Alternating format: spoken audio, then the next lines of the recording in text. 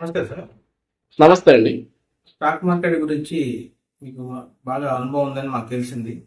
మా వ్యూవర్స్ కోసం stock market గురించి చాలా మంది చెప్తున్నారు యూట్యూబ్లో. ఎవరిని నమ్మాలి, ఎవరిని నమ్మకూడదు, ఇప్పుడు మార్కెట్ భూమి ఉందా లేదా, తదితర విషయాలు తెలియజేసి మన వీక్షకులకి హెల్ప్ చేయగలరు. స్టాక్ మార్కెట్‌లో మీరు చెప్పినట్టుగా యూట్యూబ్‌లో చాలామంది చెప్తున్నారు.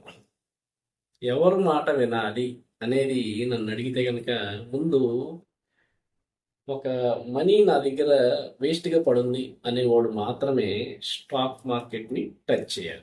అదైనా యాజ్ ఏ ఇన్వెస్టర్‌గా టచ్ చేయాలి.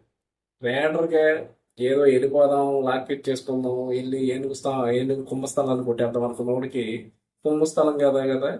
చివరికి చెప్పే మిగులుద్ది. అదొక చెప్పాలంటే మనకి ఏదో ట్రయాంగిల్ ఇది ఉంటుంది,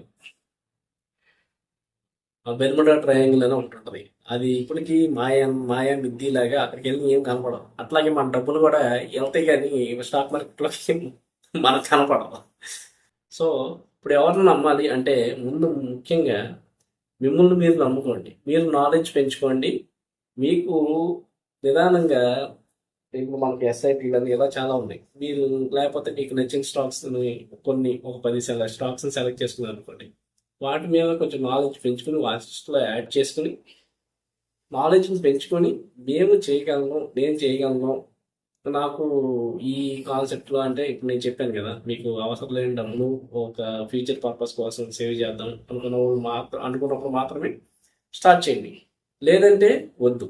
ఇంకొకటి, ఎవరి మాటలు నమ్మాలి అంటే చెప్పాను కదా, ఫస్ట్ మీ మాటలు మీరు నమ్మండి. ఇంకొకటి, ఒకడు వచ్చేసేసి నేను చెట్టు మీద కొమ్మ, స్టాక్ మార్కెట్లో నేను పెద్ద పరబ్రహ్మ అంటాడు. అట్లాంటి వాళ్ళ మాటలు ఏం నమ్మవసరం లేదు. మీరు ఏదైనా స్టాక్కి ఒక 10-15 సంవత్సరాల చరిత్ర తీసుకుని మీరే దాన్ని ఒక అవగాహన చేసుకొని అనాలిసిస్ చేసుకొని మీరే చేసుకోండి. అంతేగాని ఇప్పుడు న్యూస్ ఛానల్ ఏముందండి, ఇప్పుడు అందరూ చేసేది ఏంటి, ఈరోజు మార్కెట్ అయిపోయిన తర్వాత వచ్చి ఒక వీడియో పెడతారు. ఏమని పెడతారు, ఇది జరిగింది, ఇది జరిగింది, ఇది జరిగింది, అయిపోయింది కదా. తర్వాత దాన్ని అనుసరించి జరిగేది ఏమి ఉండదు. ఇంకా మీరు అవి పట్టుకుని ఏలాడి మీరు వెళ్ళి డబ్బులు మీద ఎక్కడైనా పెట్టుకున్నారంటే మీకు నెత్తి మీద తడి తువాలు వేసుకున్నట్టే. ఇప్పుడు భూమి ఎలా ఉందండి? ఇన్వెస్ట్మెంట్ చేయడానికి ఇది సరైన సమయం అంటారా? ఒకటండి, ఇన్వెస్ట్మెంట్ చేయడానికి ఇది సరైన సమయం లేకపోతే రేపు సరైన సమయం అంటే ఎవ్వరూ చెప్పలేదు. కాకపోతే ఏంటంటే ఇప్పుడు మార్కెట్ కరెక్షన్లో ఉంది, కొంచెం అట్రాక్టివ్ ప్రైసెస్లో ఉన్నాయి. మీరు ఏదైనా నేను చెప్పినట్టుగా కాదు, మీరే అనాలిసిస్ చేసుకొని మీకు నచ్చితే రూపాయి మీకు అవసరం లేని ఉంటే దాంట్లో పెట్టుకోండి, లేదనుకుంటే కామ్గా ఉంది.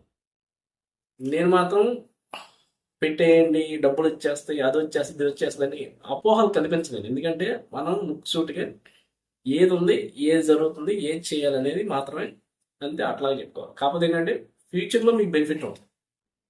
లాంగ్ టర్మ్ అంటే ఒక 5 ఏళ్ళు 10 ఏళ్ళు నాకు ముందే చెప్తున్నా, అవసరం లేని డబ్బులు అంటే ఇన్వెస్ట్మెంట్ కోసం మాత్రమే ఇట్లా చేసుకోండి.